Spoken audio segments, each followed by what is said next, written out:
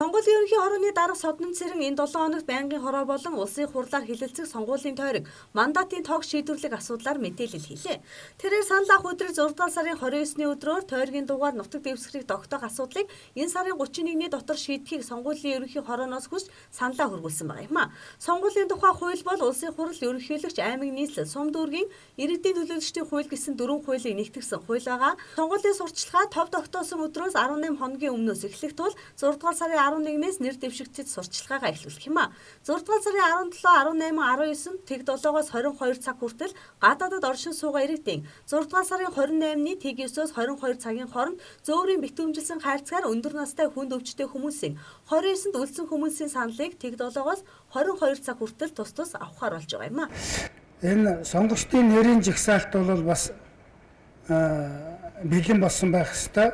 За энийг бол бас цахим хуудсанд байрлуулах ийм ажлууд бол хийгдэнэ.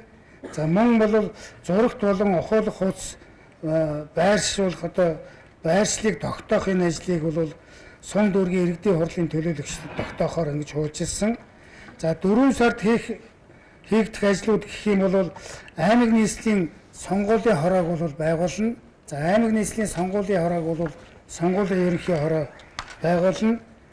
За мөн аймаг нийслэлийн сонгуулийн хороо нь бол сум дүүргийнхээ сонгуулийн хороог байгуулахаар ингэж хуульчилсан байгаа. Улсын хурал аймаг нийслэлийн иргэдийн төлөөлөгчдийн хурлын сонгуулийн санал авах өдөр 6 дугаар сарын 29-ний 5 гарагт байхаар тогтсон тул сонгуулийн сурталчилгаа эхлэх хугацааг инхүү тогтоож байгаа юм а. Өмнө нь нэр дэвшигчийн үнэмлэх гардан авснаас хойш сонгуулийн сурталчилгааг эхлүүлдэг байсныг шинэ хуулиар энэ хугацааг багасган 18 хоног болгосон юм а. Нэр дэвшигчдийн тойргоор хороо бүртгэдэг байсныг болж сонгуулийн ерөнхий хороо бүртгэн нийт нэр дэвшигчдэд нэгэн зэрэг үнэмлэхийг гардуулах ажил 6 дугаар сарын 7-ны өдөр зохион байгуулагдах юм а.